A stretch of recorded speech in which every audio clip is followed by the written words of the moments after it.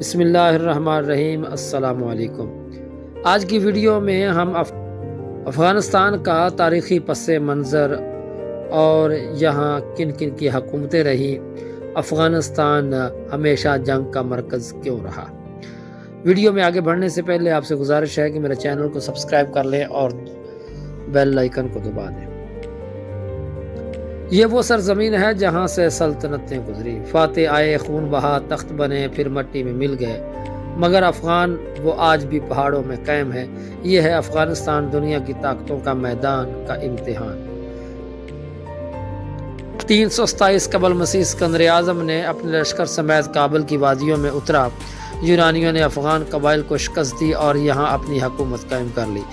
یہ دور تھا جب افغانستان میں یونانی فن اور بدھ مت کی تعلیمات نے جڑیں پکڑی، لیکن جلد ہی ہندوستانی موریہ سلطنت نے یونانیوں کو نکال بحر کیا۔ اشوکا کے دور میں افغانستان بدھ مت کا مرکز بن گیا۔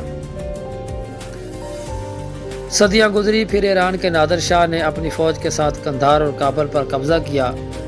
افغانی جنگجوؤں کو اس نے اپنی فتوحات میں استعمال کیا۔ بعد میں ترک آئے اور سلجوق دور میں افغانستان اسلامی تہذیب کا مرکز بن گیا۔ مدارس، مساجدیں اور علم کے محفلیں انہی صدیوں میں پروان چڑھیں۔ 7ویں صدی میں عرب سپاہ نے اسلام کا پیغام لے کر افغان پہاڑوں کا رخ کیا۔ کابل اور ہرات میں سخت جنگیں ہوئیں، مگر آخرکار اسلام کی روشنی ان وادیوں میں پھیل گئی۔ افغانستان اسلامی دنیا کا حصہ بن گیا، مگر قبائل کی زندگی ہمیشہ باقی رہی۔ پھر آیا چنگیز خان، خون سے تر تاریخ کا باب، شہر جلے، بستیاں مٹ گئیں اور لاکھوں افغانی قتل ہوئے۔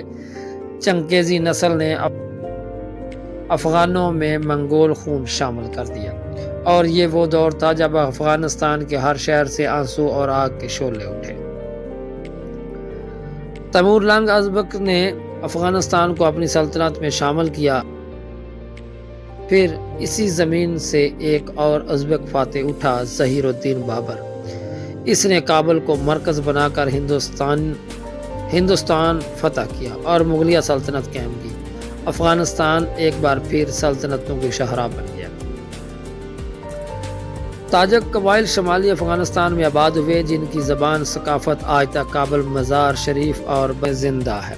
یوں افغانستان کا چہرہ پشتون، تاجک، ازبک، منگول اور ایرانی نسل کا ایک حسین مگر پیچیدہ امتزاج ہے۔ 19ویں صدی میں انگلینڈ آیا، مقصد روس کو جنوبی ایشیا سے روکنا۔ افغانوں نے مزاحمت کی اور ایک پوری انگریز فوج کابل سے جلال آباد کے راستے میں خاک میں مل گئی۔ تب دنیا نے یہ کہا کہ یہ ہے سپر پاور کا قبرستان۔ 1979 میں سوویت روس داخل ہوا۔ جدید ٹینک، ہیلی کاپٹر فوجیں، مگر پہاڑوں کے سپاہ ڈٹے رہے۔ پاکستان نے پناہ دی اور افغان مجاہدین نے 10 سالہ جہاد کے بعد روس کو نکال بحر کیا۔ ایک اور سپر پاور شکست کھا گیا۔ 2001 9/11 کے بعد امریکہ نے افغانستان پر حملہ کیا۔ طالبان حکومت کو ختم کر دیا گیا، مگر 20 سال بعد وہی طالبان پھر کابل میں بیٹھے تھے۔ امریکہ چلا گیا اور افغانستان نے ایک بار پھر دنیا کو حیران کر دیا۔ یہ وہ قوم ہے جو کبھی مکمل غلام نہیں بنی۔ ہر سلطنت یہاں آ کر ٹھہری، پھر ختم ہو گئی، لیکن افغانستان آج بھی کھڑا ہے، زخمی مگر آزاد، غریب مگر غیرت مند۔ یہ قبرستان نہیں، یہ وہ سرزمین ہے جہاں طاقت آزمائی جاتی ہے اور پھر تاریخ فیصلہ کرتی ہے کہ یہ ہے افغانستان، میدان امتحان، قبرستان نہیں۔ آج کل چونکہ پاکستان اور افغانستان کے درمیان چھوٹی چھوٹی جھڑپیں ہو چکی ہیں، پاکستان اور افغانستان کے آپس کے تعلقات کشیدگی کا شکار ہے، لیکن یہ کچھ طاقتیں ہیں جو پاکستان اور افغانستان کو لڑانا چاہتی ہیں۔